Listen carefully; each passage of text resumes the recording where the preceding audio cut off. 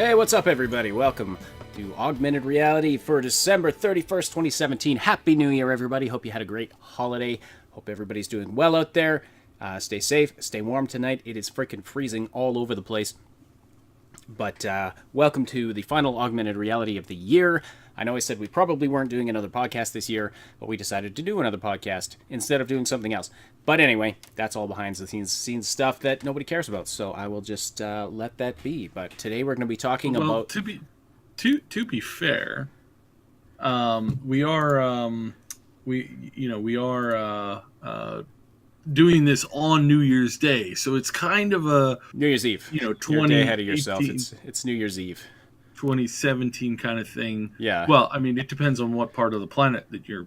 Oh, that is true. Yeah. There's a few places where there's already the celebrations are already starting. So that is true.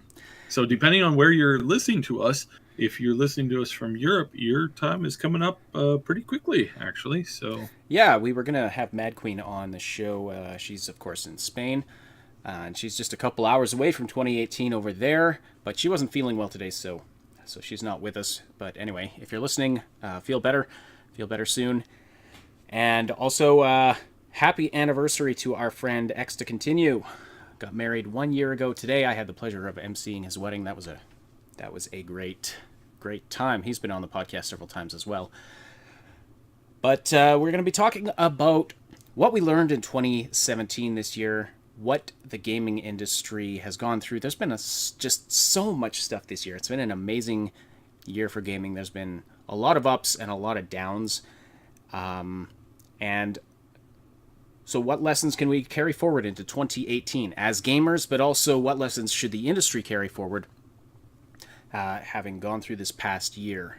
So we're going to be talking a lot about that, but first we're going to be talking about a very recent news story. Unfortunately, I believe for the first time, a swatting incident involving a gaming streamer, has gotten somebody killed. And this happened... when did it happen? Happened more or less, yes. It was about 36 hours ago, give or take. Okay, yeah. From the live... It got a completely innocent man killed by police, very tragically.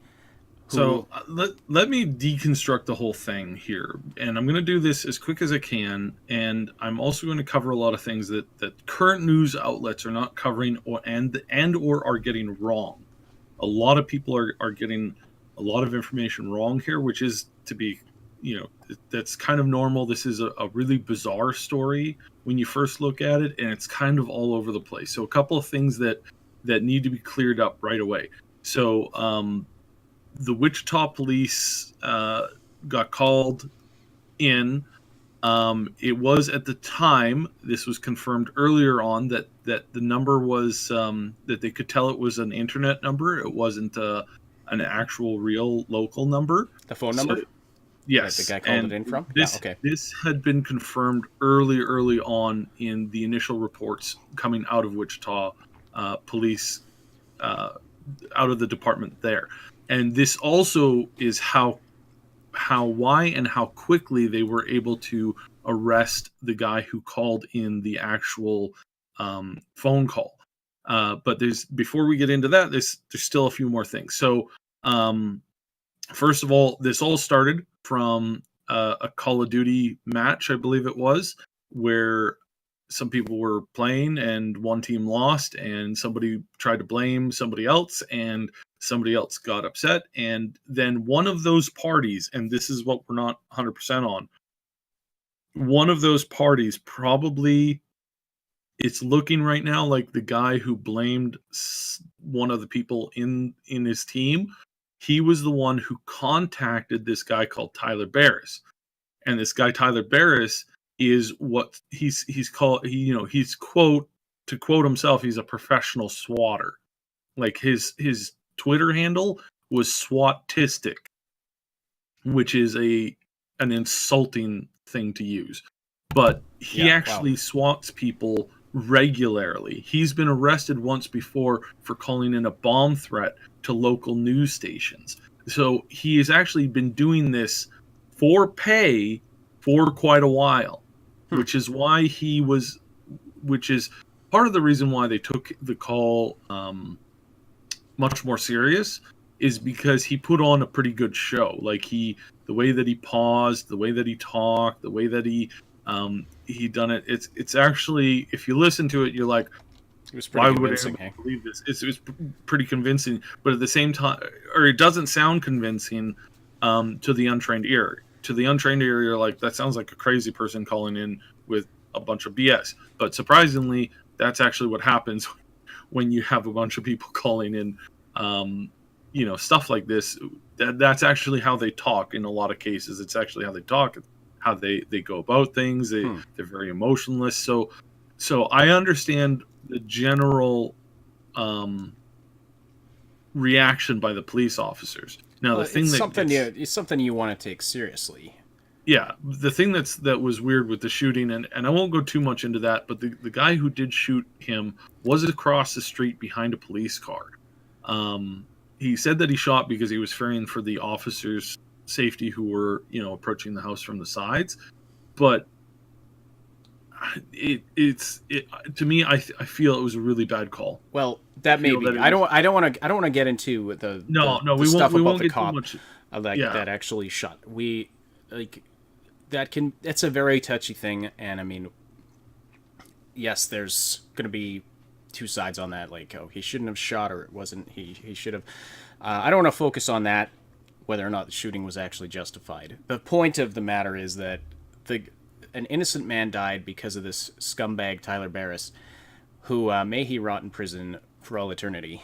Now this is interesting here because he can be brought up on federal murder charges. Mm-hmm. It was across state lines, so. And this is where it falls in. Now, I'm not a lawyer, and I don't know the law too well, but there's a couple of things here that are really obvious that I suspect strongly he will be made an example of, because first of all, he's a complete asshole. Like when he actually talked to Keemstar over at Drama Alert, which is really crazy that Drama Alert was able to get him so fast. But this guy does like the fame, so he jumped on the chance to talk to Keemstar, and then he was arrested literally hours later, which was kind of fascinating. Now, he said that he doesn't deserve, he's not the murderer because he didn't pull the trigger. But what he did is he filed a false police report via calling into 911. What he was doing in that moment, reporting a false crime, as well as trying to spoof a number, those things are illegal. You can't call into a police department, say that there's a fire or that you're holding hostages. You just can't do that. You can get into big trouble doing that. So naturally, he's committed a federal offense, and then in the process of that federal offense, somebody died. So that means that he can be brought up on first-degree murder charges. Now, he also accepted money for this. Now, he's accepted money for this multiple times before, and he's been caught doing this once before. He actually got caught when he called in a bomb threat to a TV station. But because he's been accepting money, and that's how this whole thing happened, when the gamers who were having the dispute, one of them contacted him and said, hey, I want you to SWAT this place. He said, well, you have to send me some money. So the guy sent him some money. Apparently it was about $1.25, apparently. Wow. And then he was given an address, the address at this point, we're pretty 100% that the address for this people's house wasn't even anybody that was on that original Call of Duty team. So that means that the address that was given either to the first person in this sequence of events or the second person in the sequence of events was incorrect completely. Or maybe it got mixed up between him calling it in and receiving it from the person who paid him to do this. Mm-hmm. And the person who paid him to do this, I feel, is equally liable. Yes, but here's the interesting thing. So because he's receiving money to do criminal acts, that's called a racket. Mm-hmm. So he can be brought up on racketeering charges, And at the same time of being brought up on racketeering charges, anyone who's paid him can also be brought up on racketeering charges. Anybody to have sent him money to do this in post can be brought in and punished for racketeering. And in some cases, definitely this case of the first contact here, can also be brought up on co-conspiracy charges of murder. And you know, which means that the original gamer who started this mess by calling this guy or by contacting this guy can actually end up going to jail for murder as well. And this, I think, is also a very strong possibility because they want to set the precedent. There's over 400, 500 cases of swatting a year, and it's only been getting worse. And we've been saying for a long time, it's only a matter of time before somebody gets killed. Yeah. People have been shot and seriously injured, but they have pulled through. This is the first case of a direct death related to swatting. And because of the way that this has been set up with him taking payments to swat people, if 100 people have given him money to try and swat somebody before, this guy could end up pulling in and bringing down dozens and dozens of other people. And I hope and dozens of teenagers can be looking at serious jail time for a racketeering charge. This is huge. This is absolutely that is very huge. Hey, Esteban. And I mean, yeah, hey Esteban in chat, welcome. Happy New Year. Yeah, well, and I mean, I get that some of these people that paid him are probably going to be teenagers, but I do hope that I do hope that this comes down hard on these people to set that precedent so that this crap stops, because it's dangerous, it's reckless, it's not. They think, oh, it's a prank. I'm just pranking someone to get back. That's not a prank. Walking up in the street and punching someone in the face who's not paying attention, that's not a prank. That's just being a dick. And swatting is just being doing a dick. Something and very illegal. Well, yeah, absolutely. Absolutely. More Dishonored. What you want? What do you mean by more Dishonored, Esteban? You want more Dishonored in 2018? Is that what you're saying? I would love more Dishonored games. That would be fantastic. Did I ever tell you I actually got swatted? No. This happened. This was before we were on YouTube, and this had nothing to do with gaming. And it was in the previous place I lived, but there was this. Way out in the thingy. Yeah. Okay. No. The house I lived in before this one. There was this weird guy that kept coming around because he thought someone lived in our house that didn't actually live there, and I think he thought his ex lived there with her new with her new girlfriend or something. And I'm like, I don't know where he got this, because we were the only people who had ever lived in that house. But now I don't know for sure, but the police did show up at my house. We're looking in my basement windows and stuff, and I'm like, what the hell's going on? So I go to the door, and they're like, yeah, we got a report that a firearm was shot off in the house. I was like, what the So anyway, they came in and looked around and decided everything was fine, and then they found out that the call had come from a different city, from a payphone, and stuff. So, but yeah, it was kind of startling, and I think it was connected to this guy that had been creeping around. I don't know for sure. But anyway, thankfully. Probably. Well, in this case, I want to point out, and this is for what did we learn from this? First of all, don't get involved in swatting. Period. Ever. Don't do it as a joke. Don't do it as a connecting thing, because, like I said, this guy is going to bring down a lot of other people with him.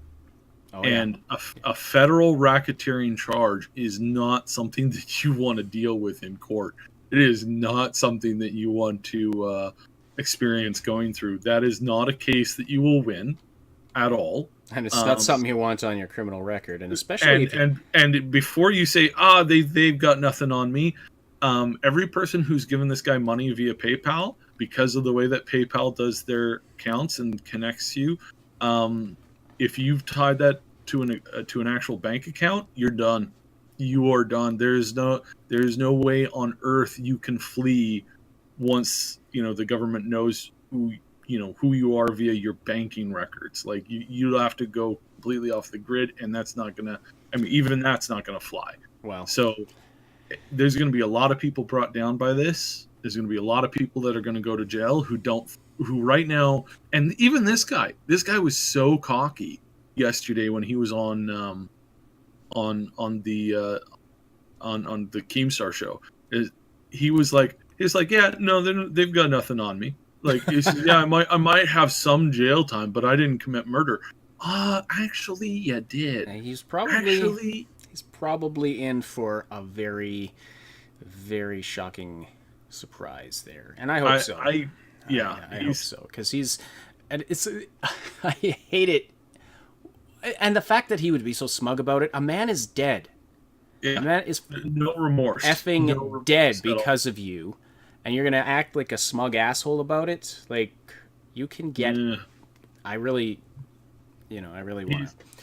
It's interesting. Now there's ways to defend yourself from swatting, actually, and now that this has happened, unfortunately, now is when people have started to discuss.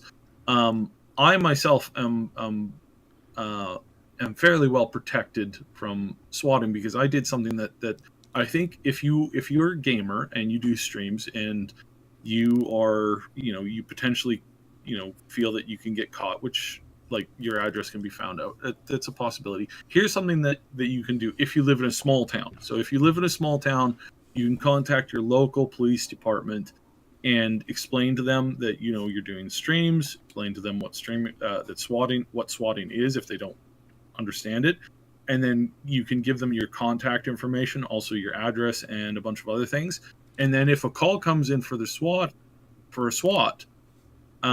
the person, and like I said, small departments, this happens. Usually the person you talk to is usually the person who okays the SWAT team to go in, and they'll go, oh, I talked to this guy yesterday or the day before, person, if you're a guy, and they said this was a possibility, and because they're a good cop, hopefully that they did their research, they go, okay, what I'm going to do is we're going to send a squad car by, and we're just going to knock on their door, and they're going to do a check. And this is because a lot of celebrities have been swatted before.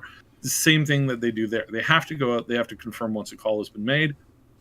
But instead of showing up with 10 vehicles and a bunch of guys with like full on autos, they actually just show up with a single squad car without their lights on, walk up to the door, knock on the door, or contact you. Here they'll actually call my cell.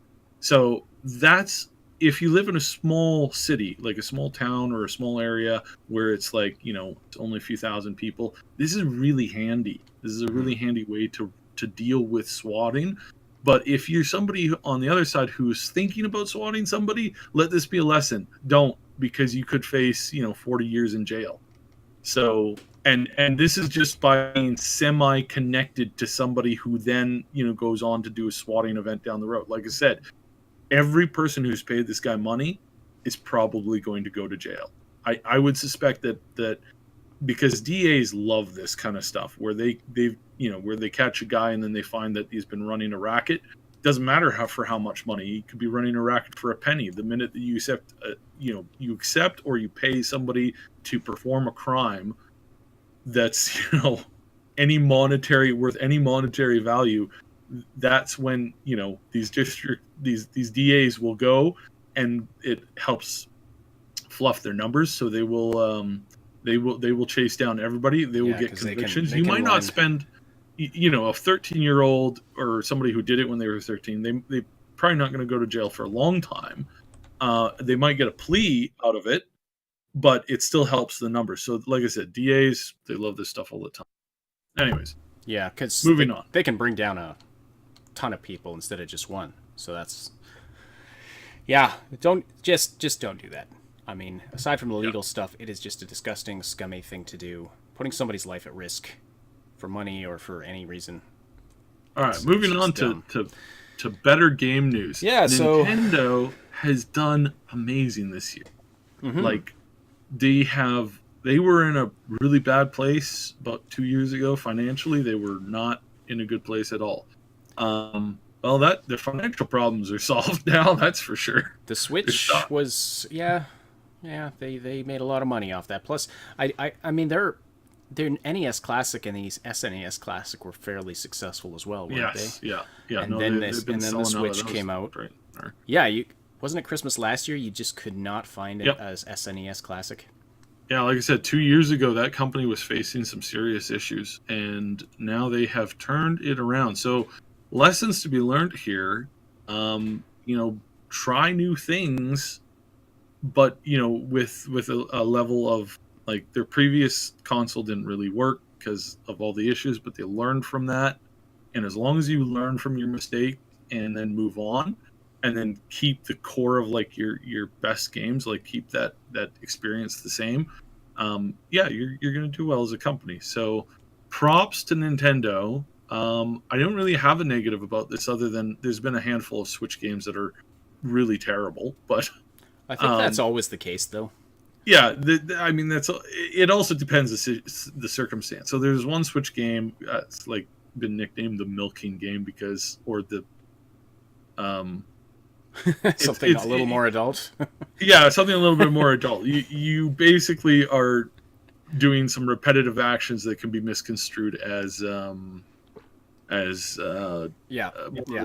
We all know what you're talking about. Those games are great if you're in a room full of people who have had a cup or two of wine and are friendly and have a sense of humor and still have their boundaries set up. Then that is a great game, and everybody will have a great time playing it. It'll be a blast. Everybody will be laughing. It'll be hilarious. It'll be fun and engaging for your friends and family to play. So it depends the audience. And that's like it with all of those kinds of games that Nintendo pops out. It's like like a lot of the Wii U games. It's like they're really boring to play by yourself, but you get a room full of people. Oh my goodness, it's hilarious. So, yeah. So yeah. So okay. However, how did the other consoles do? Nintendo not doing so hot. Well, you just said Nintendo was doing fine. Sorry, Xbox. Xbox not doing so hot. Xbox. It's not like those two things are similar that you somehow could confuse one for the other. Yeah, no. So Xbox not doing so hot, eh?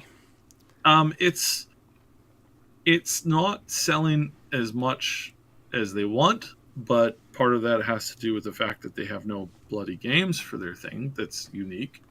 And they still put it at a really high price point. It's still really hard to connect in any VR to it, which again is like, it's like all this stuff that they should have been doing, they should have been focusing on, they didn't. And then they had the Halo lens.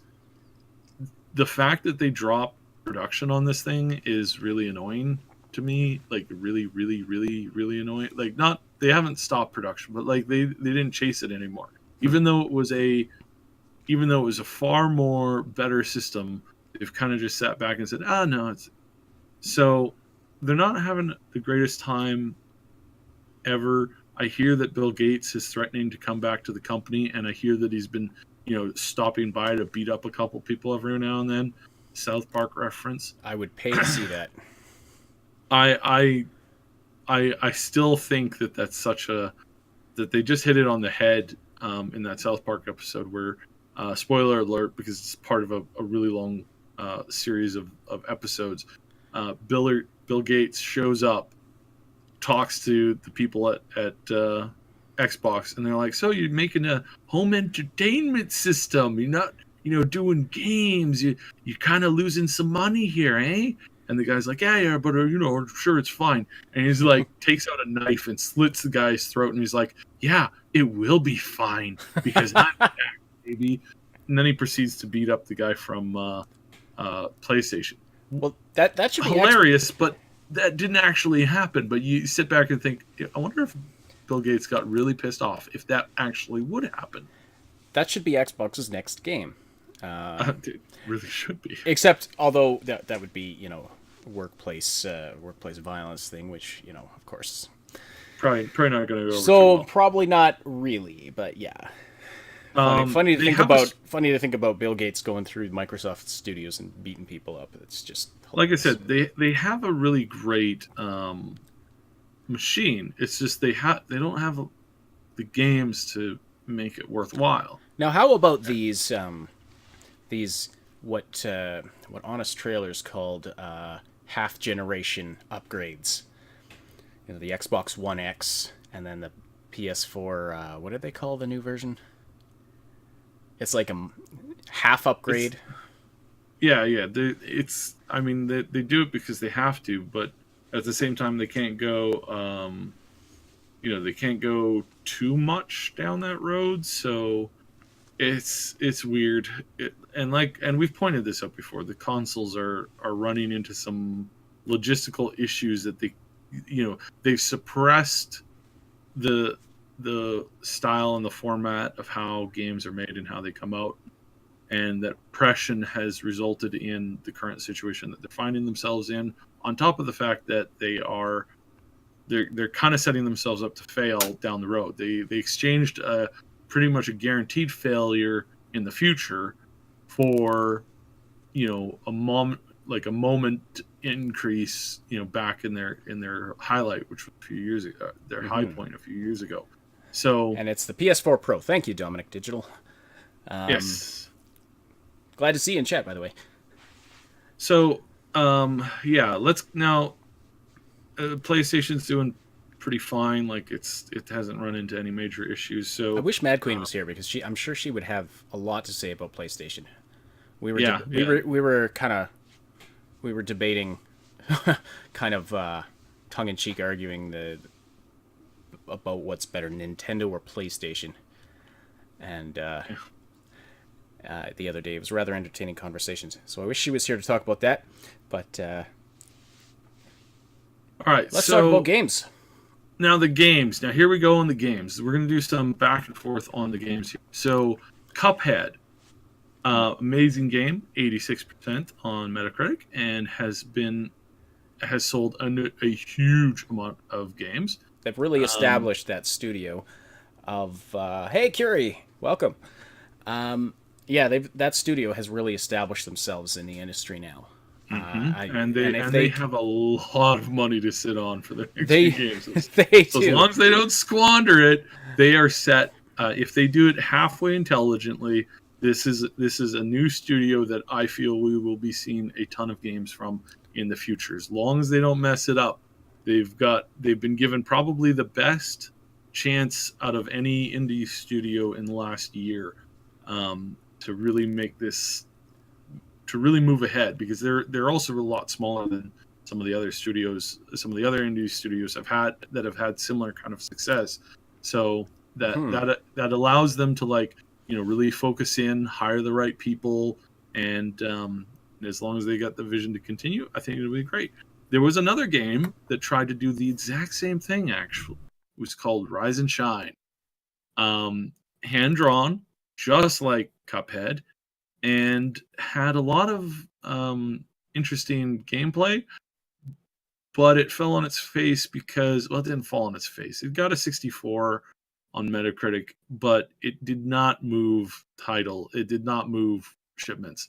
That can change, especially if they kind of clean up some of the gameplay, but the gameplay was not quite that great. And because it wasn't that great, it's kind of really, the ball has been kind of dropped significantly. So Okay, so what kind of a game was it? What was the genre of that one? it was a side-scrolling shooter.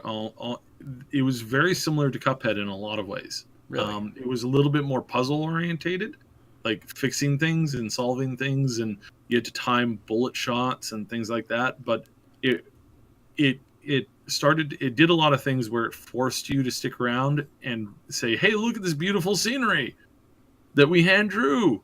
You're Right. going to sit here and you're going to look at it for the next 10 minutes while you figure out this puzzle." The thing But with it's a Cuphead, side-scrolling shooter. the reason Cuphead was so successful is because of the gameplay. I mean, the artwork, all of the most beautiful artwork in the world, and it had amazing artwork. I'm not saying that didn't contribute to its success, but without gameplay, Yeah. without good, And that's- fun, solid gameplay, it would have been a waste.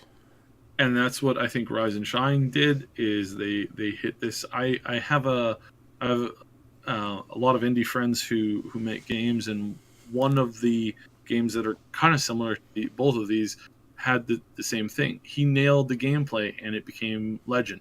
So I think this is where you got to focus in. You got to focus in on that gameplay. You got to make sure that it's fun, that somebody can play it, have fun with it, and then keep coming back to it. So that's the lesson there. I think is gameplay is key. Gameplay is primary in video games. Graphics are secondary. Audio, good voice acting, all that stuff is important, but gameplay is primary, which is why I think that those sort of 8-bit style pixel art type games, or games with really, really simple graphics, have really made a comeback over the last few years. I mean, it's been quite a number of years now. It's also so easy to make. Yeah, so I mean, an indie developer can, make just a simple little game, make all the graphics themselves, do a very simple art style, and have amazing success if the gameplay is just top notch. If people, if it's fun to play, if it's satisfying, if the controls are good, it's going to be a successful game. That's about the bottom line of it, in my opinion.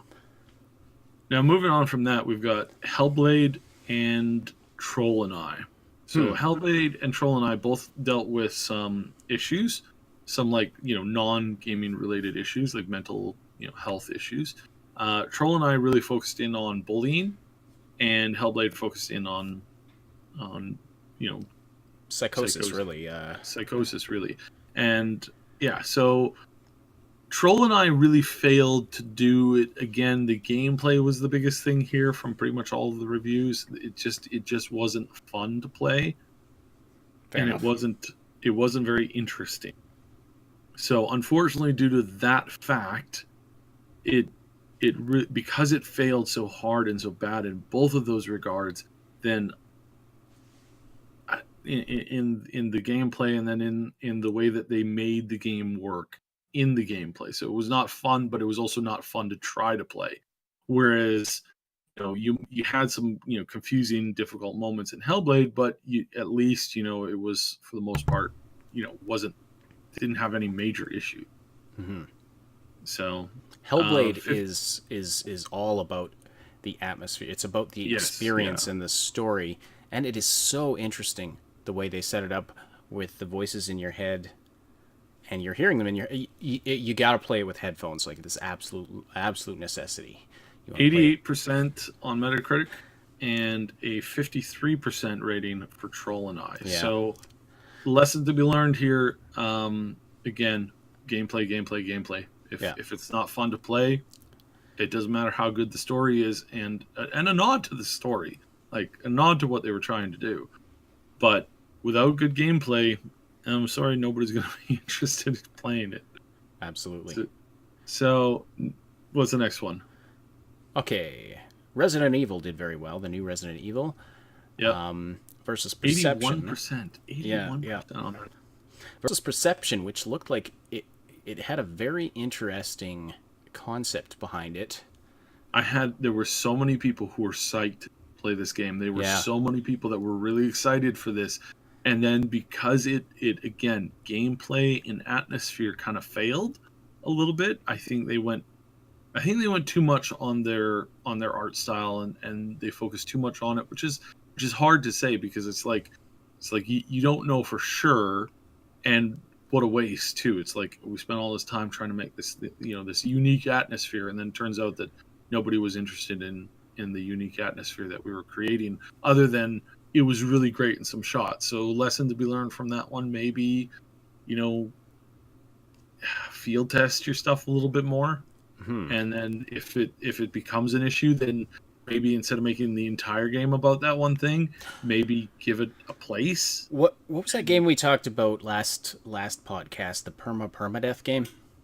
Yeah, I don't know, because it mattered. Yeah. Anyway, we talked about this a little bit with that one too. You could have the most innovative concept in the world, mm-hmm.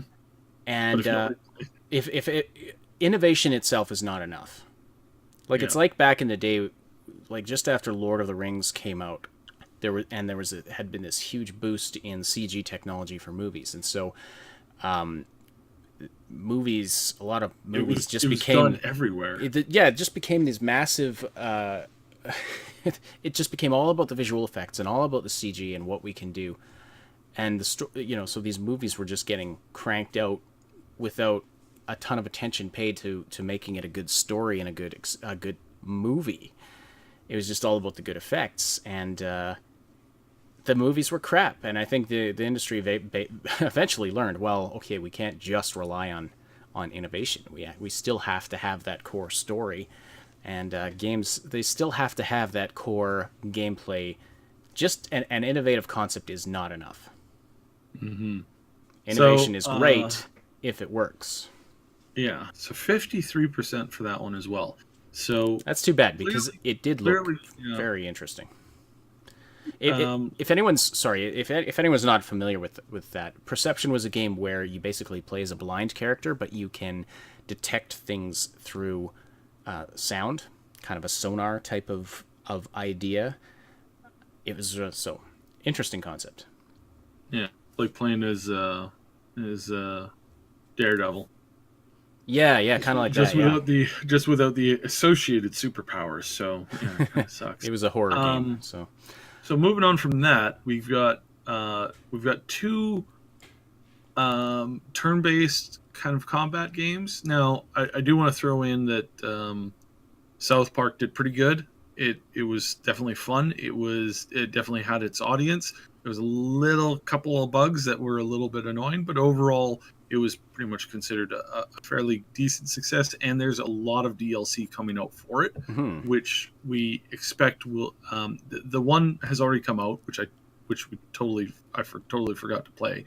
But there's story DLC coming out soon, so we're gonna see some story DLC coming out soon, and I'll wait till that stuff comes out before I make my final judgment on the game. So, okay. Because they tied it in at the beginning, and again, each one is supposed to be like, basically like a full episode. So, okay. And it'll be tying in some movie characters or some of the TV characters that have been, crossing my fingers to see, and some storylines that I've been hoping that they would cover quite a while now. So that'll be really interesting. Okay. But however, being a good turn-based game, I'm not going to throw it in with either of these two in direct competition, because these are both indie studios that made these next two. So Night War Battle Chasers, which I've done a few videos on, and Has Been Heroes. So I do want to point this out. So Troll and I, Perception, both got 53% on Metacritic. So did this one. Has Been Heroes got 53% as well. Did not do well. We'll just say that. Did not do well. From what I'm hearing, because it's hard to track some of these other stats down, sales were not good. I hear that Night War Battle Chasers, they were hoping for more sales, but the rating on that game is pretty high. It's 81%, same as the Resident Evil. And it's good. It's good. If you're an oldie like me who read the early Battle Chasers comic and then were disappointed when it came to a halt, this really is like, oh my goodness, this is right back in. The art is amazing. The gameplay is pretty fun. It's very free. You can come up with all kinds of combinations. It's a little bit on the repetitive side, but it's still fun, and the story is pretty funny, and there's some good humor in it, and there's something for everybody. There's tons of challenges. There's a constant, you can constantly replay the game if you're a huge fan of it, or if you want to just keep on making it harder and harder. That's up to you. The levels really do make a difference. So if you fight a boss who's 2 levels above you, it's going to be a very difficult fight. If you fight a boss that's 2 levels below you, you can basically autopilot through that. So what was the deal with Has Been Heroes? Where did that one miss the mark? So Has Been Heroes, this one hit a wall in how it, I think how it presented itself, and then how how it gave you the characters, because these are all like has-been heroes. They're all heroes that were big at one point but aren't anymore. So they're all written into them. They're all kind of like failures. Okay. Or has-beens. I mean, that's the whole premise for the game. They were heroes, but now they're turns out that playing a bunch of half-assed or half-baked or has-beens is not as fun as playing a bunch of actual heroes. I think unless you did it from a comedy perspective, like unless you did it unless it's really funny and has a really good story or has really exceptionally good gameplay, I can see that premise kind of falling flat. Yeah. So and apparently there's also a lot of characters. So it's like, whereas you get to know like a character too if it's a smaller cast. In this particular case, there was a lot of them, and so I think a lot of the stuff was just redone over and over again. So what do you go to like the superhero retirement community and like, we need somebody to save the world, and then I guess so, yeah. Like, the guy's like, well, I guess I got a couple hours before I need my pills again.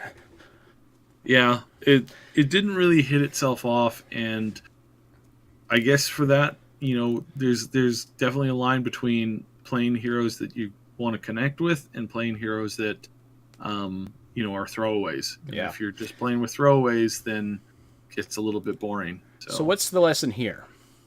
Character development, I think. Character development's important. In Night War Battle Chasers, you got 6 characters. They're all really integral to the story. There's only one that's new. Everybody else you're very familiar with. And so there was an established lore there as well. So fans of the Battle Chaser series immediately connected with that. Plus, they're also they're badasses too. Every single one of these characters. Battle Chasers is a story about in a normal battle, each of these people takes out half an army by themselves. Is what it kind of more or less is how there's a lot of there's even a couple of scenarios I remember from the comics where it's the big golem guy just just desecrates this army of gnolls and werewolves and things. He just walks in and just cleans top with them, and for the most part that's what you're feeling too. You're taking on this big force and you're just battling on and on and on, and you're just assaulting left and right, and it makes sense and it's good. But in this particular case with the has-beens, it's A, no connection to the heroes, and B, very little character development. So why would I want to play with them? Yeah, fair enough. Yeah, so you have to connect to the characters. Absolutely. Yeah. All right. So the golden child of the year, Battlefront 2. Golden child of failure. The poster child for what not to do.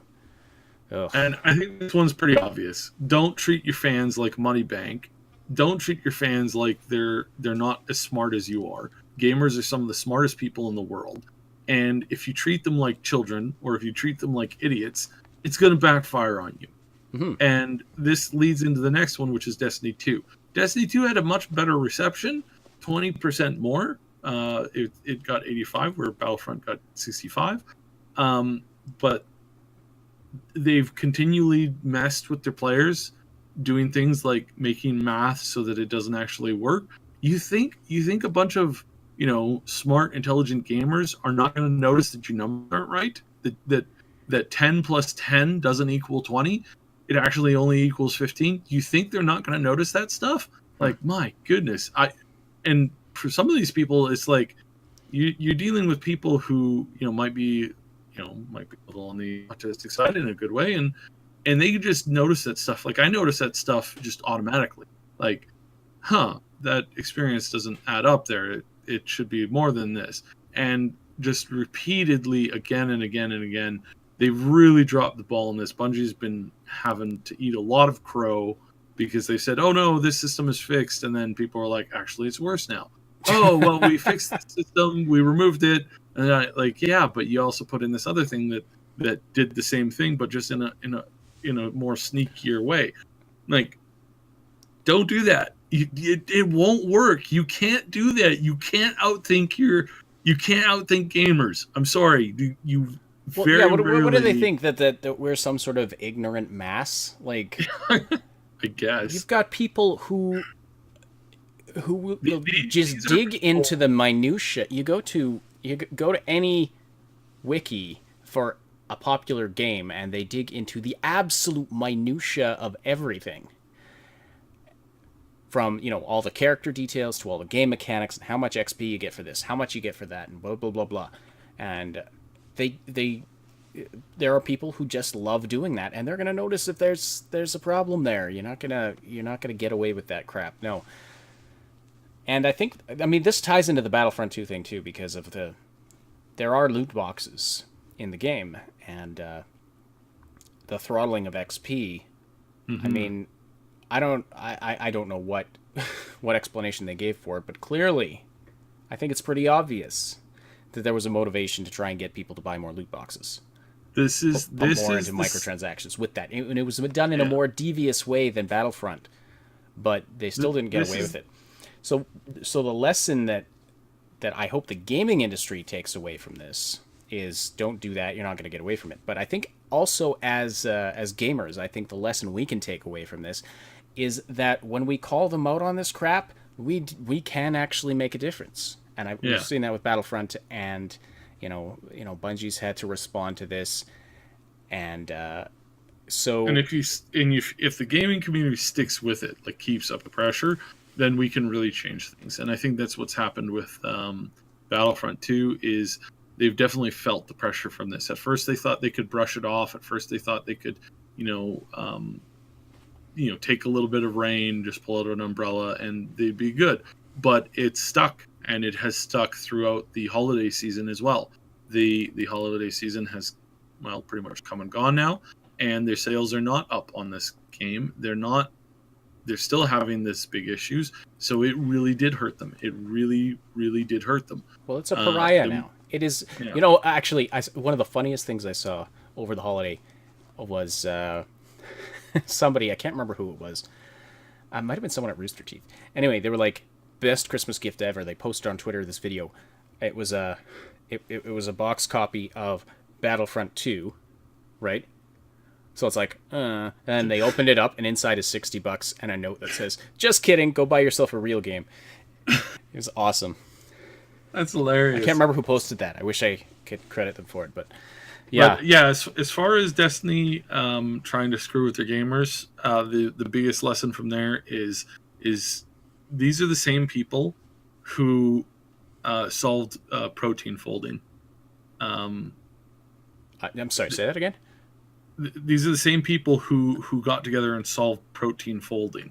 Like, they put out, complex, the scientific community puts out these immense puzzles in forms of things that they can't solve, which was, in this case, HIV enzymes and how protein folding works and how they can come up with a fight for it. So they turn it into a video game, put it online. This is an old story from years ago. And something that scientists had been trying to fix and trying to figure out for, almost a decade, was fixed and solved in 3 weeks by the gaming community. And something we have talked about is how attracted, people who are on the autistic spectrum are very attracted to video games. And so there is a portion, I don't know how much of a portion of the gaming community would fall into that category, but you do have this portion of people who will just attack those problems and gamers overall attack problems and solve problems in general. But yeah, like I'm not the community. I'm not the type to sit down and dig into figuring out the XP system in a game I'm playing. But you can be one of many, many pieces that are, and that that single effort from you can offer an answer or solution to a micron of the problem that that's being faced, but that's still a partial fix. So we're each like a neuron in this giant massive brain that's like 1,000, like millions of times. You think about, you have a team of people working on the game that's maybe a few hundred people. Let's say it's even 1,000 people, but you're trying to sell millions of copies of the game. That means the thinking power of your customer base is millions of times greater than the thinking power of the people making the game, and they really think they can get away with this stuff. It's very amusing to me. Yeah. Anyways, moving on to the RTSs now, briefly. So, Spellforce 3 and Halo Wars 2. Surprisingly, Spellforce 3 has gotten a 74% on Metacritic. Halo Wars 2 has gotten a 79%. So you'd say, oh, Halo Wars 2 better? Actually, no. The vast majority of people who are playing Halo Wars 2 are not enjoying it as a big mass. A lot of them are calling it a pretty bad failure. And then on top of that, how does it have such a decent rating? The sales for it have tanked as well.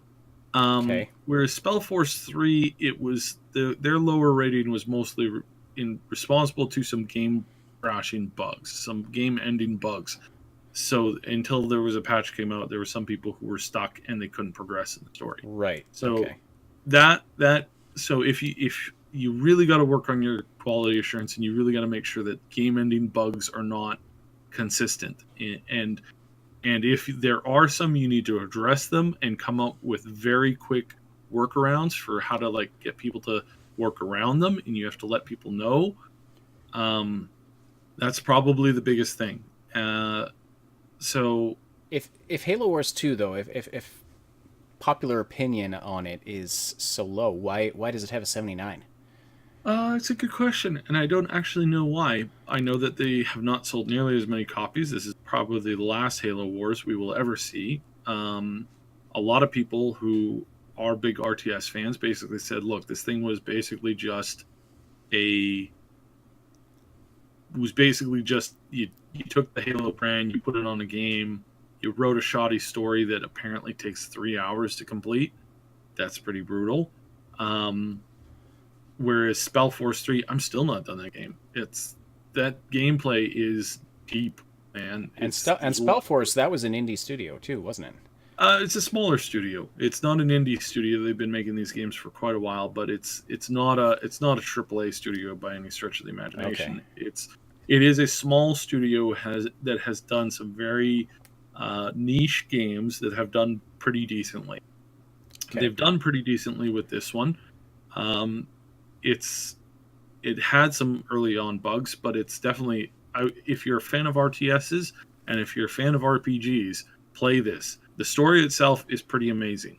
The story itself, from the little mini quests that you do to the really big quests, it's pretty fun and it's pretty engaging. If you like RTSs and RPGs put together, this is a must play. Seriously a must play. Right on. Yeah. So FORTNITE, the next one, kind of a this game, when this game came out, everybody and their dog was going to play it.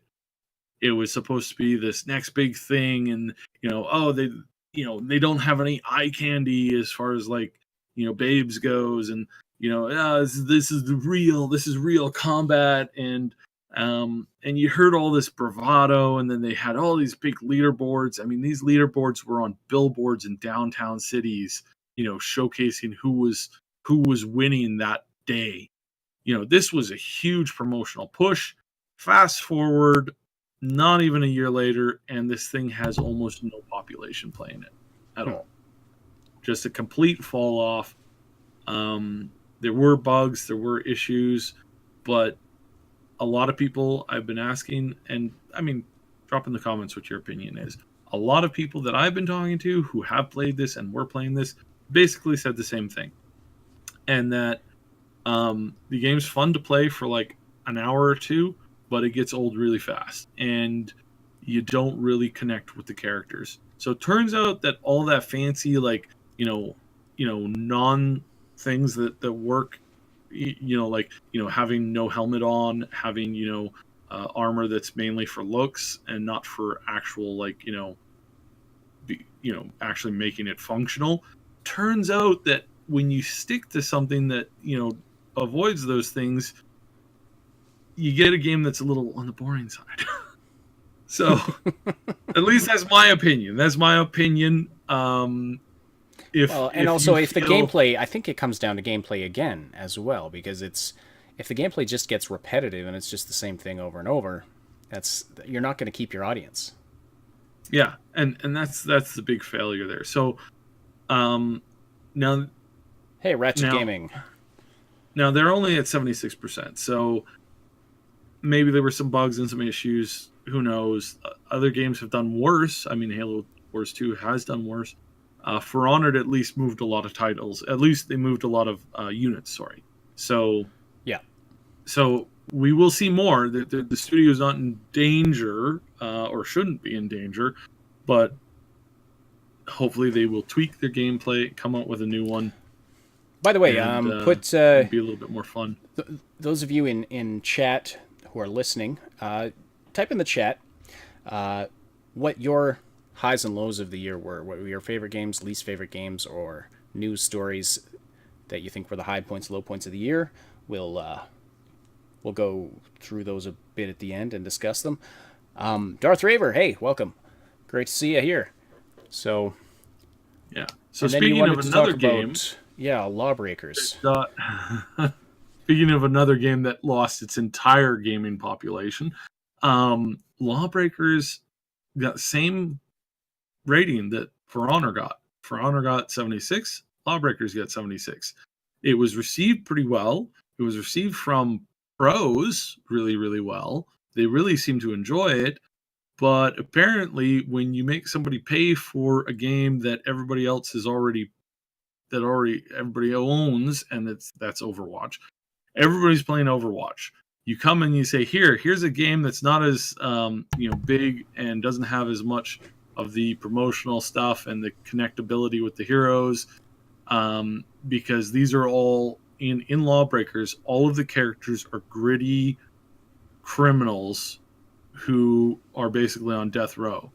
So if you ask somebody, hey, do you want to cosplay as Tracer, or do you want to cosplay as a girl who, committed a bunch of murders and, has a limb missing, and has no nice personality traits whatsoever? Who would you rather play? Like, just seriously, who would you rather play? Who would you rather cosplay as? And I said this with Battleborn. If you do not give the characters that they can cosplay, that they can connect with, that they can look at, that they can really enjoy, that they can do posters of in their room, then you are doing the wrong thing. And in Lawbreakers, this was absolutely the wrong thing. I don't know what these guys were thinking when they're like, hey, let's make all the characters in our game. First of all, we'll give them no character customization whatsoever. Not even any really alternate skins. So there goes, potential source of marketability and income if we go free to play. And then, hey, let's not go free to play at all. Let's make people pay for a game that most people are they're already playing another one. There's a couple of clones of Overwatch out there, but they're free to play and they're doing okay. Mm-hmm. This should have been free to play. I don't know what they were thinking, that they could actually fight Blizzard on that term. They became a joke. They became a running joke, and now they've their lowest point of players playing that game for like a day was 10 people. Yeah. Ouch. It really doesn't sound that interesting. I mean, Overwatch has these larger than life, very, very, very colorful characters. Characters that you connect with, characters that you like, characters that you can put up and on posters people attached to.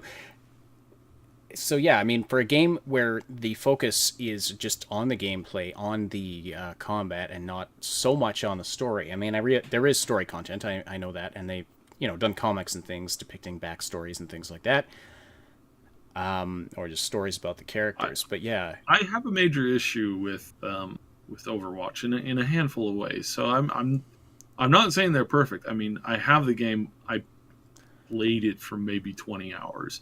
It's not my cup of tea. I enjoy that they try with new game modes and stuff, but like overall, so I'm not fanboying for Overwatch. Really, I'm not fanboying for no. Overwatch. But this is what I think just pointing out Overwatch is what stupid because they don't have an actual like hero story in it. It's just a bunch of heroes like battling each other in small arenas for apparently no point.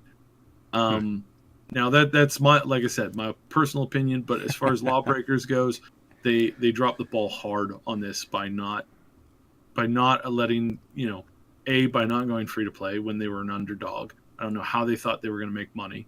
Like, just really bad call there. And then on top of that, your characters. What were you thinking? Like, I don't know anybody who enjoys playing as a, really dirty, disgusting criminal. It's one thing to play a suave criminal, right? It's another thing to play a criminal that's or like a reformed criminal, or like Yeah. your anti-hero or a badass. But if you're playing as like actual scum, that's different. Like, nobody wants that. like if you're playing as the let's drop it here because I'm just going to go. Yeah, let's not go there. But all right, so now you have Prey listed here as one of the high points of the year, which Not so much, and or not a high point of the year. Sorry, I'll just let you take this one. This is an interesting one. Ash has played Prey. I've seen all the videos for Prey, and we've also had an in-depth discussion on the ending and the interaction. Honestly, Prey is a good game. It's a very good game. It got 86 on Metacritic, but it just didn't sell a lot of units. So, and this is where it's considered a failure right now by the studio because it didn't move units. And they're scratching their head going, it's a great game. Everybody loves it who plays it. Why couldn't we get more people to buy it? And I think it has something to do with shooter fatigue. Maybe. I think there were just too many shooters out in the last year or two. And I wonder if taking the Prey name also hurt them. Mm-hmm. Because Prey was an established series with an established lore, and the new Prey game had nothing to do with it. The only connection was that it was sort of sci-fi, had to do with aliens and things, and that the name, basically, that was the only connection. The name was available, so they took it, and I wonder if that hurt them. If they had given it a different title, I think could have really, it could have helped with the marketing a lot. Because when I think the title Prey, as in Hunter and Prey, I don't really see the connection to the game at all. Because yes, you have the aliens that are hunting you down, but that really wasn't the focus of the game. I didn't feel it was anyway. It was more about other things. It was a survival game on a space station, a very self-contained, really well-designed space station, and the 0G areas and just all these different areas. Like, it was fascinating. It was fantastic. I really loved playing Prey. But yeah, the title never made sense to me, and I wonder if that hurt them a little bit. Yeah. Well, one of those things where it's like something went wrong here, and there's probably a lot of answers to it, and probably not necessarily a lot of like really cemented answer for it. So that's too bad. It's too bad because that probably means we're not going to get a sequel to it, which I would love to. I would definitely recommend that. Just like Spellforce 3, if you're into shooters, if you're into this type of game, if you're into survival things, give this one a chance when it's on sale. For sure. Give this a chance. Put it on your list and grab it when you can, when it's at a good price, because it is a good game and you'll have fun in it. And that's what games are supposed to be. Yeah. So, No, I speaking of games I can you will definitely not recommend have that. fun in, for sure, you will not have fun in Drawn to Death. Yeah. So Um, what is this? I'm looking at pictures of it right now. I've never it's a seen bizarre gameplay of it. I don't. shooter.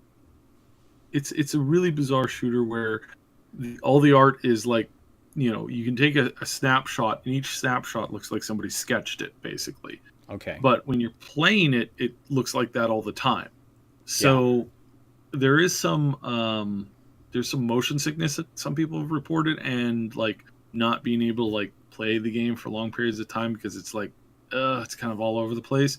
And then the gameplay punishes you every time you do something that it doesn't want you to do, like harshly. Hmm. And this is a common report, is that people have constantly said, the game is punishing me for trying to be adventuresome or trying to do something that I would do in other shooters and get rewarded at. Why is this game punishing me for things that should be fun? And The things people enjoy doing in games. yeah, and to this really reminds me of the initial Final Fantasy Online game. The initial Final Fantasy Online game didn't have jumping because the guy creating it said, why would you need to jump? You don't need to jump. You don't see people walking around in our world jumping. Why would you need to jump? So there's no jump function. We don't want a jump function because there's jumping is stupid. Okay. Yeah, that was the thought, and then his game failed horrendously. They failed so bad that they took it back to the drawing board and completely redid it. Games where you can't And jump are just weird. Like, And that's what I feel these guys did too. There were some things that are like, well, you shouldn't do this in real world, or you shouldn't do this in our game just because we want to be different. And we'll punish you for trying. And that's what I felt kind of hit this one here. 56 rating on Metacritic. it looks like it would just be hard place you to. wanna be. Just looking at these screen grabs, I imagine I can see why it would be hard to look at for a long time. Yeah. So our last game review is going to be Mass Effect Andromeda. Best for last, or sorry. Do you remember this worst time for last? last. Yeah, you remember this time last year when we had such high hopes, I was so excited, and for they this were game. just dashed. I was so excited for this game. I had seen some of the same early reporting. I'd seen what everybody else did at the E3, when they released some stuff. And I went, gee, it looks like they have, a good 6 months more of updates to do on it. Well, I'm sure they'll do it, and I'm sure it'll be fine. Now, if you play Mass Effect Andromeda today, you will not encounter all the crappy, glitchy, weird facial stuff. They've really improved a lot of that stuff. They've really improved a lot of the motion and the movement and the other stuff. And people's heads don't necessarily spin anymore. It's really hard to have that happen. And honestly, if the game had been released 6 months later with these patches, it probably would have been received a lot better. But for some reason, I was an idiot when I assumed that they were going to fix these things before launch. Well, that's because you assumed they would be smart.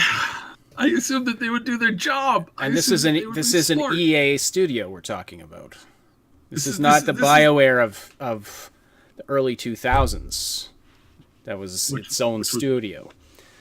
So yeah, they really dropped the ball on this one. So much so that studio got closed, and pretty much everybody working on that title got fired. So, I mean, I guess it's obvious. The failures in this have been taken apart and we've discussed this in depth. And I mean, we don't need to rehash all that again. But don't release your game too soon. Settle on a concept before and stick with it. That's probably the biggest things. Like the fact that they changed their concept so many times is just, it's embarrassing. It's absolutely embarrassing how many times they changed the direction for that game. Yeah. And the fact that they put some of that out ahead of time, right? They put some of that stuff out, far in advance and said, oh yeah, this is, we're going to do this, and we saw some of that. I saw some of the early gameplay where I was like, hey, this is going to be awesome. And then I get the game and that stuff isn't even there. It's like, what in the world did you guys do? Like, wow.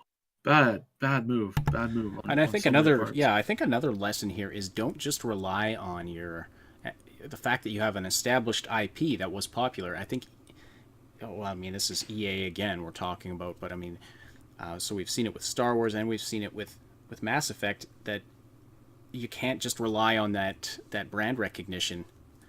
If you Hmm. make a bad game, it's a bad game.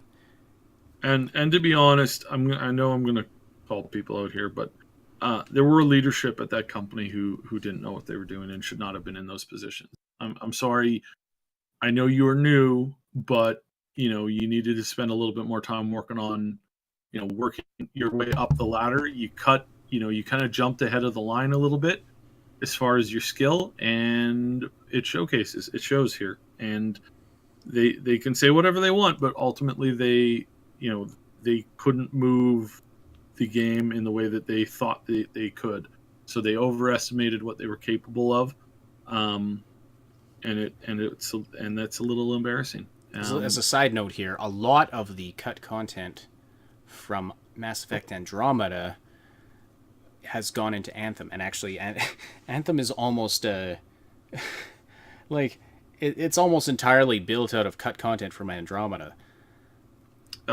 In the early alpha, in terms of assets and things and concepts. Yeah, well, obviously, they've developed, a new story for it. It's a new IP, but there's so much that's gone into it that early concept art from Andromeda those things didn't make it into Andromeda, but now we're seeing them popping up in Anthem, and so BioWare and EA had better hit Anthem out of the park, or I think they're just going to be done. Yeah, there's just no coming back from that. EA will probably just have to go off and focus on its sports games. It's kind of got its own fan base there, with people who are okay with all those microtransactions, apparently. But yeah, but the rest of the gaming community, yeah, not so much. So the other big thing here is the studios. So BioWare, we love you. I hope you are going to be around in 4 years. But it's not looking good. It's not looking good right now. Visceral Studios got killed. Visceral Studios got brought in to make a Star Wars game, and they brought in one of the leading, I would say definitely the leading person in linear, good story RPG game. And then when the studio realized that they were making a linear RPG game, they killed the studio and fired everybody. Because apparently single-player games are just not the future of gaming. No, it's the fact that they hired somebody who his specialty is single-player linear games, and they said, 3-4 years down the road, they were like, "Hey, you're making a linear single-player game. What is this? We didn't expect this at all." It's like, well, you hired me to do this. Like, so yeah. And they should have let him do it. Like, look at the Game Awards and the titles that were nominated and won. So many single player open world type deals. Like last I checked, Zelda doesn't have a multiplayer functionality to it, so it's really disappointing. It's really disappointing to look at what these studios are going through by their overlord EA. Yeah. And this is not, like I said, we just mentioned BioWare Montreal. That got shut down as well. Gazillion Entertainment. This is another horrendous thing. Now, this was done more or less by Disney, which the fact that they're in with EA doesn't. This is what Disney's done to Gazillion this year is what EA has done to many, many other studios. So Gazillion was shut down. They were given a stop work order and all their staff were put on unpaid furlough a week before American Thanksgiving. That is one of the most dickish moves that you can do. It is not cool. in any way, shape, or form. Unpaid furlough is basically forcing you to quit and not take a severance, is basically what's going on there. You cannot file for EI, employment insurance, when you are on an unpaid furlough. You cannot look for other jobs when you are on an unpaid furlough. You cannot start working for another company when you are on an unpaid furlough. It's basically the company saying, okay, we're going to put you on unpaid furlough. And if you quit and go take another job, then we don't have to fire you and pay you severance, or lay you off and pay you, severance. It's a dirt move. It's a dirty move. And a week before Thanksgiving, really, guys, really? That is pretty low. And I'm just reading some of the comments here on one of the news stories about this, and there's a lot of arguing about whether it's Disney's fault or whether it's Gazillion's fault. But you're right. That is a dickish thing to do to your employees, regardless. Yeah. So. It's now I had issues with the game that they made, the Marvel Heroes. One of the issues that I had is yes, Marvel Heroes, great, blah blah blah blah blah. I really wanted a character creator, and they never really put one in. They kind of suffered from, they're focusing on they focused on like hundreds of heroes, so that doesn't allow me to like really connect in with one. Like, you play one for about an hour, that's about the depth of that character's gameplay that you're going to get. So some minor issues on that for sure. A little disappointed in that reaction, but it is also the game type too. Those games, the top-down isometric, Diablo-like games, they're not super huge right now. There are some really amazing titles coming out, and those titles are changing the way that you play those kinds of games. That you're doing things in those kinds of games that bring you back to a sense of nuance and a sense of new beginning. This game did not. Neither did Diablo 3. Diablo 3 was a train wreck of a game. I mean, that game lost that company a lot of money and a lot of face because it bombed so badly. Their expansions have made it better, and they're constantly redressing it and addressing the issues, which they were forced to do. Did make it a little bit better, but I mean, let's face it. I think isometric games have been at a bit of a low point. But even that, the way that Gazillion was shut down was pretty embarrassing and pretty sad. So, because it's not your average coder is not, they're not responsible for the overall quality of the game. Like your frontline employees who are doing the coding and the engineering and stuff, it's not their fault that things are being mismanaged. So I did want to mention this earlier. It was Carrie and it was a couple others. Ratchet, 100% here. FORTNITE, great game this year. It has not officially released. It's still in its alpha, or it's still in its beta closed access page. So in order to play the main game, you still have to pay for that to get into that. But the multiplayer battle royale thing has just smashed that game through the roof. Yeah, absolutely. And this is what a couple of these games didn't do, is because they were the underdog, like Lawbreakers, they didn't go free to play. When FORTNITE realized that they could do this new multiplayer game mode, and they really wanted to do this to kind of get this experience out there, then they went out of their way and they created an awesome thing, and they put it out free to play. And so definitely props to FORTNITE. The base game is still great, still really enjoyable. I have not been able to get a chance to really get back into it here because there's been so much other stuff going on, but it's something that is definitely staying on my hard drive, I think, probably for the next year or two, for sure, at the very least. Yeah. Because I still have fun in it, and I'm really excited to see what they're going to do for their official launch. There's so much stuff going on in that studio right now, and it's all good, and they're making decent money. So there's so much more to come in FORTNITE. So definitely a top pick for this year for sure. Yes, absolutely.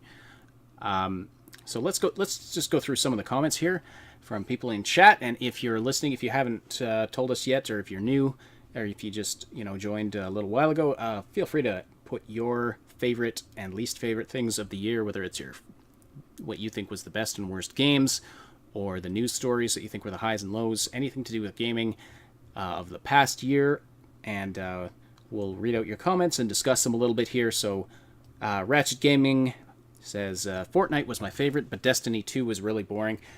Fortnite, like we just said, yes, absolutely was a lot of fun. Baller. Can't comment on Destiny 2 because I have not played it. I don't know. I've heard good things about it. We discussed it earlier that it was it had got fairly good ratings, but then that whole XP throttling fiasco certainly didn't help them out. Darth Raver says big low for me was Mass Effect Andromeda. Yeah, absolutely agree. I'm such a huge fan. Excuse me. I'm such a huge Mass Effect fan, and EA just shit all over it. I'm still cross about it. Couldn't agree more. We did tons of podcasts about that, so we're not going to go into it more. But yeah, absolutely. It was sad to see such a popular and beloved IP go down for reasons that had nothing to do with the IP. It was all management and company stuff. Curie Mask. I didn't get a chance to play tons this year, but Fortnite was definitely my favorite. Yeah, absolutely. And we know how much of a Fortnite fan you are. And then Darth Raver says, I think 2018 is going to be an amazing year for gaming. So many good games coming out, possibly more that haven't been officially given release dates yet. And just down a little farther, he says, I feel 2018 is the year we get the start of a marketing campaign for Cyberpunk 2077. Actually, I was going to mention that because I fully agree. I think that we are going to see the marketing campaign for Cyberpunk 2077 starting in 2018. Mm-hmm. That is a very we've talked to death on this, and we are going to talk some more about it in the future. We've got some more stuff coming. As you know, we have good contacts within the company. We are working with Mad Queen on a lot of this stuff. We are going to have some amazing content in 2018, and I'm hoping we are going to have some amazing more leaks to come. This is going to be tons of fun. This is going to be awesome. We're looking forward to it. I'm so excited for this game. I'm trying not to get my hopes up, but yeah, I think this is definitely going to be a top pick. And there's a lot of other good games coming out this year too. So we're going to have a lot to pick from. It's going to be a great year. Then Darth Raver again. I can't get excited for Anthem because I know Anthem subsequently killed Mass Effect Andromeda. And yeah, there's going to be that. Yep. I don't know if I agree that it killed Mass Effect Andromeda. It killed Mass Effect Andromeda. Did it? Like I wasn't sure that was a causal factor. But it was basically a decision was made. Hey, should we work on Mass Effect or should we work on this new IP? And they were like, let's work on this new IP. But what if Mass Effect doesn't do well? Oh, we got this new IP. It's going to be better. It's going to be even better. We're going to be able to, let things go. We don't we're going to try something new. It's going to be great. Yeah, it was a direct causal thing. And okay, fair enough. I can't. Yeah. Well, like I have friends who work at EA. BioWare. I have personal friends who work at BioWare. So there's some things that I should not say, but there is the people who work at BioWare were really upset about this whole thing. They were really frustrated. They felt that the work that they had done for the last few years, for the last more than a decade, had just been flushed down the sink, and because a bunch of eggheads weren't listening to them. So yeah, that is really unfortunate. Yeah. So the other thing that's unfortunate is that they're concerned right now. They are concerned for their jobs. They are concerned for the future of the company, and seeing what EA did to Visceral, seeing what Disney did to Gazillion, they are concerned. They are very concerned, and I do not blame them. Well, I do not blame them at all. For these big companies, you're just you're just an asset, basically. And if you're an asset that's not pulling in the money,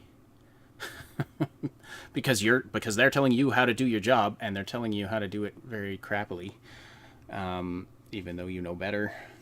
Whatever the situation is, it's unfortunate. That's, big money lets these big AAA games exist, but at the same time, everybody who's a stakeholder in the project has a say in the project now, and they're not all always the best people to really be saying what the project should be. So it's a real touchy thing. It's kind of a when it comes to having these big studios pour their big money into a project, there's upsides and there's downsides.